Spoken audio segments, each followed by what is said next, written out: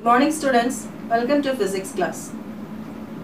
In the previous class, we had learnt about the magnetic field lines, magnetic flux density and the properties of magnetic field lines. Magnetic field is a region around the magnet where we could feel the force of attraction, and magnetic field lines are the curves drawn in the magnetic field in which the tangent drawn to the curve gives the direction of the magnetic field. Magnetic flux is the magnetic number of field lines that passes through a given area, and magnetic flux density is the number of field lines passing through a unit area. And some of the properties, that is, magnetic lines of force starts from the north pole and ends in the south pole. The magnetic field is greater in the poles than in the equator, and the curves drawn in the magnetic field and the tangent drawn to the curve gives the direction of the magnetic field. So these are some of the properties of the magnetic field lines. Now let me tell you an incident that had happened in the demo class of the Danish physicist Hans Christian Ørsted. It was on 21st April 1820 when Ørsted was conducting a demo class on electrical circuits. He had to often switch on and off the electrical circuit. While doing so, he noticed that the magnetic compass that was near the electrical circuit deflected. As the deflection was very negligible, the audience could not notice it, but Ørsted noticed that something was happening in the magnetic compass. So later on, he made many experiments and found out the magnetic effect of electric current. So in today's class, we are going to learn about the magnetic effect of current. Now let us learn how Ørsted proved the magnetic effect of current. So Ørsted arranged a wire XY along the north-south direction. So the north-south direction, so he aligned a wire XY along the north-south direction. He placed two compass, that is magnetic compass A and compass B. He placed one compass above the wire and placed another compass B below the wire and connected the circuit. This is a switch which is in the open condition, a load or a resistance, and it is a battery. Now in this condition, the circuit is now closed. So when closing the circuit, the current started passing through the circuit. So in this case, the needle of the compass gets deflected, and this compass A, it points the east direction, and compass B points the west direction. So when there is a current flowing through the circuit, the compass A deflected in the east direction and compass B deflected in the west direction, which shows that a magnetic field is produced in the current carrying conductor. So this proves the magnetic effect of current. When the switch is open now, what happens when the switch is open? The current will not flow through the circuit. So now in this case, the compass A will be in the north-south, and also compass B will be also in the north-south direction. As there is no flow of current, there will be no magnetic field. So this experiment proved that the magnetic effect of current. If you Hold your right hand thumb in the upward direction. The upward direction, this direction denotes the direction of the current, and the direction of the other fingers, it gives the magnetic field direction. That is, the magnetic field direction is perpendicular to the thumb. The thumb shows the direction of the current, and the other four fingers gives the direction of the magnetic field.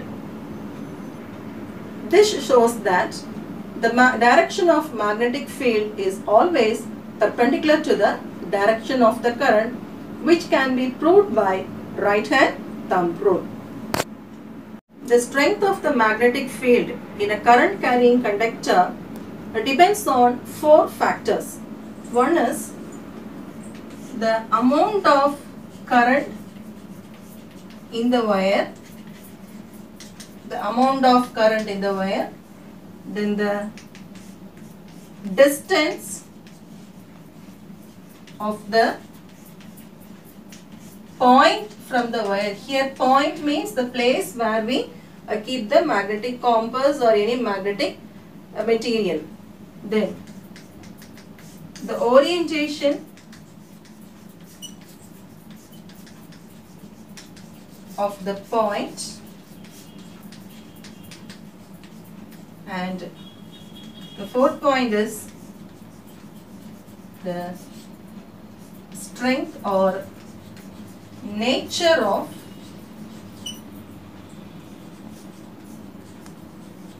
the magnetic medium.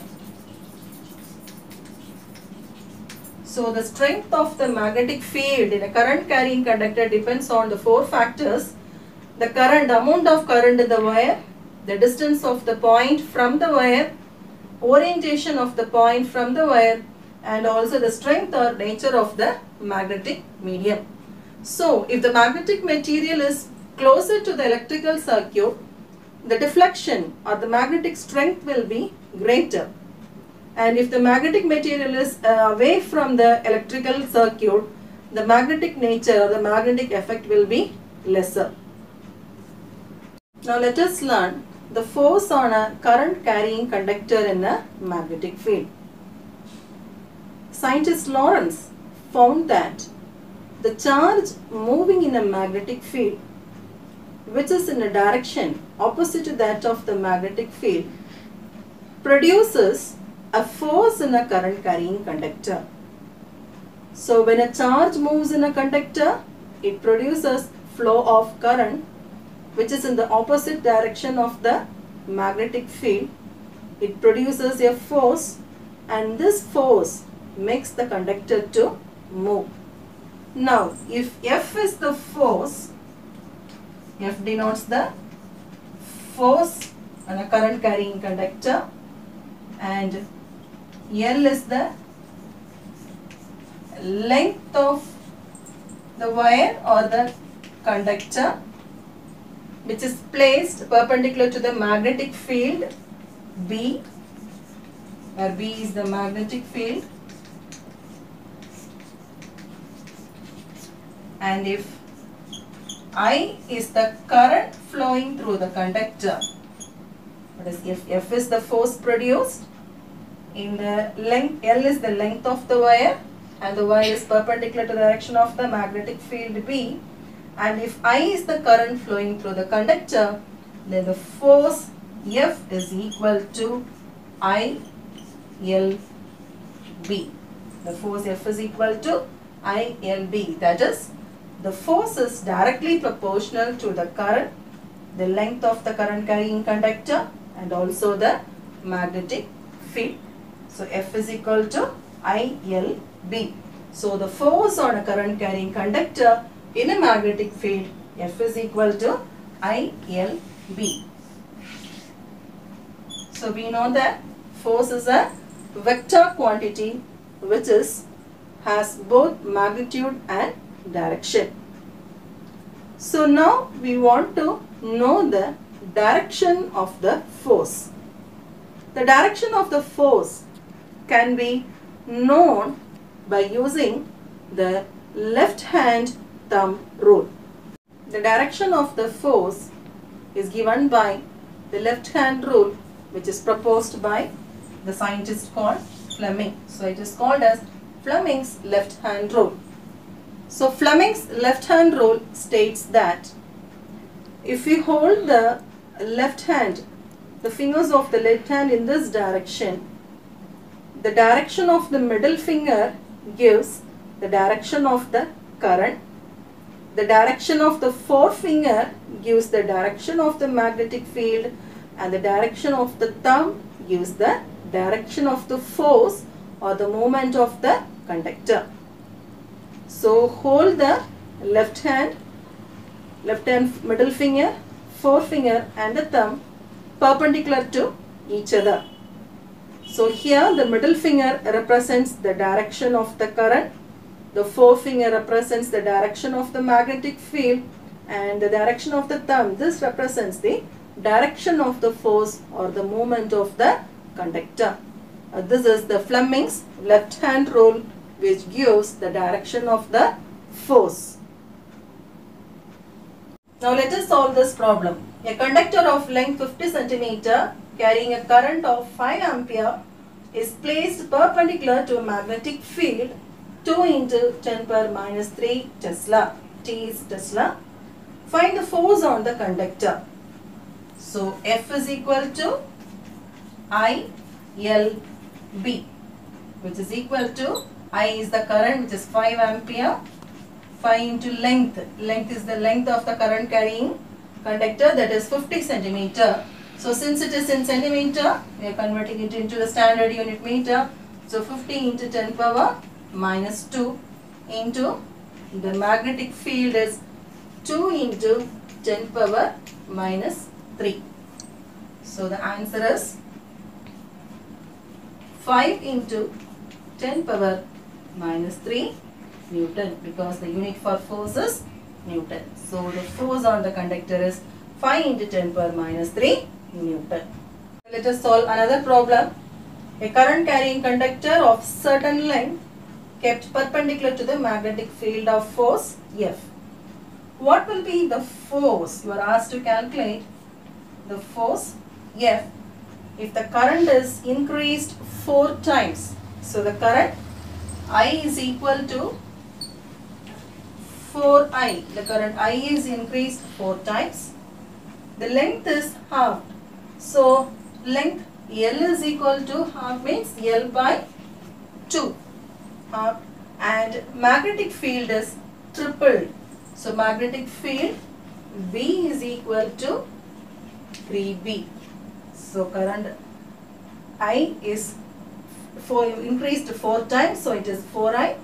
The length is half, so L is equal to L by 2, and the magnetic field is tripled, that is 3 times of the magnetic field.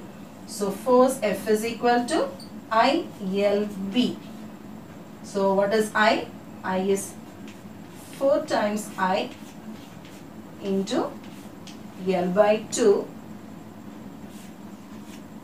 into B is 3B. So here what will be the value? So here it is 2. So 2 3s are 6 times I L B.